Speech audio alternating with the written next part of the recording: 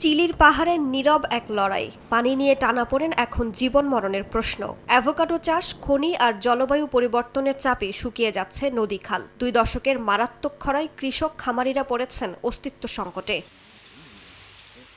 চিলির ভ্যালপারাইসো অঞ্চলে দীর্ঘদিন ধরে চলছে ভয়াবহ খরা। বৃষ্টিপাত কমে গেছে উল্লেখযোগ্যভাবে, সেই সঙ্গে বাড়ছে পানির ওপর চাপ। গবেষণায় উঠে এসেছে শহরটির কেন্দ্রীয় নদী অববাহিকাগুলোর মধ্যে পেটোরকা ও অ্যাকনকাগুয়া উপত্যকায় সবচেয়ে বেশি পানি সংকটে ভুগছে।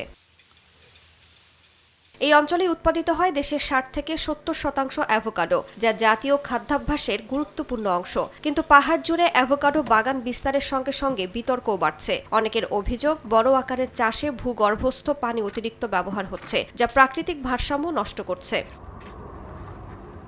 তবে কৃষকদের একাংশ এই অভিযোগ মানতে নারাজ। তাদের দাবি, অ্যাভোকাডো তুলনামূলকভাবে পানি সাশ্রয়ী ফসল। কিন্তু স্থানীয় পশুপালক ও ছোট কৃষকদের মতে, গভীর নলকূপের মাধ্যমে ধনী চাষিরাই পানির নিয়ন্ত্রণ নিয়েছে, ফলে সাধারণ মানুষ ও ছোট খামারিরা বঞ্চিত হচ্ছেন।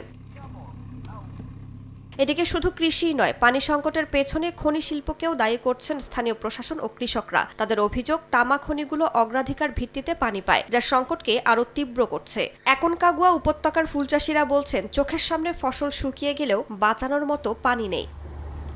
রাইসা জান্নাত, সময় সংবাদ।